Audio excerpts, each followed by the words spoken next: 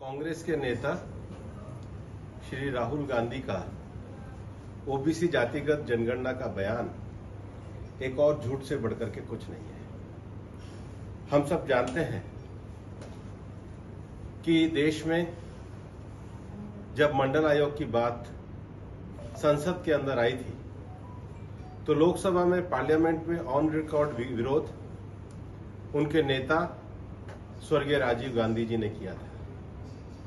देश में जब काका कालेलकर कमीशन की रिपोर्ट 50 के दशक में आई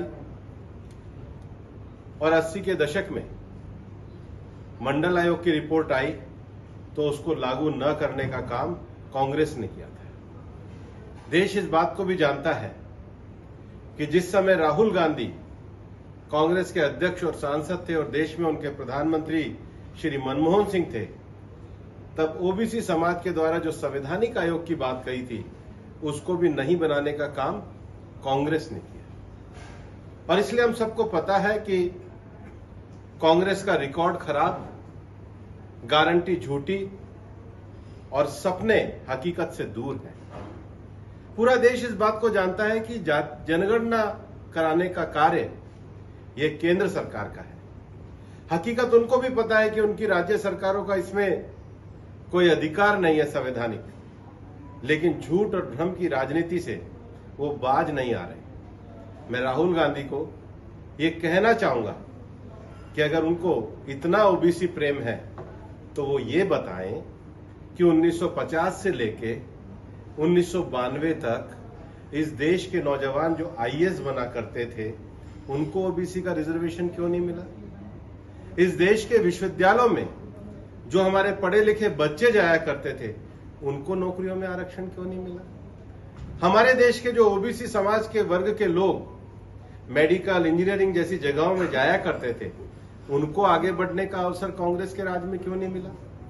और इसलिए मैं ये कहना चाहूंगा विशेष रूप से श्री राहुल गांधी से कि जो उनकी आदत ओबीसी समाज के सबसे बड़े नेताओं को जाति के नाम पर गाली देने की है, उनका ट्रैक रिकॉर्ड कोई बहुत अच्छा नहीं है।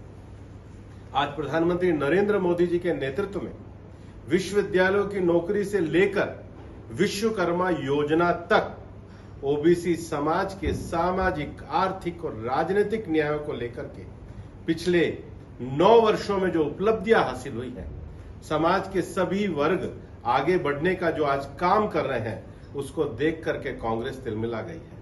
यही कांग्रेस जो कहा करती थी कि हमारा 100 रुपया में से 85 रुपया बीच में दलालों के पास रह जाता है, आज उनको इस बात की घबराहट होने लगी है कि अब प्रधानमंत्री नरेंद्र मोदी जी के राज में जनधन, आधार और मोबाइल से 100 का 100 रुपया गरीबों तक पहुंचता है। और इसलिए भारतीय जनता पार्टी सामाजिक समरसता और सामाजिक न्याय के जिस सिद्धांत में विश्वास रखती है वो समाज के सभी वर्गों को आगे लेकर के चलने वाला है।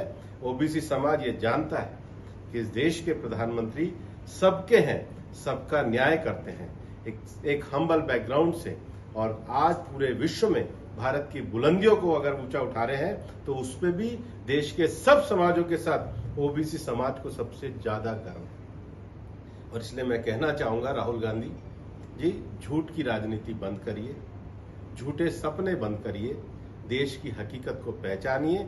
ओबीसी समाज भारतीय जनता पार्टी के साथ खड़ा है और भारतीय जनता पार्टी ओबीसी समाज को जो न्याय दिला रही है उसको आगे और बढ़ाने के लिए प्रतिबद्ध है।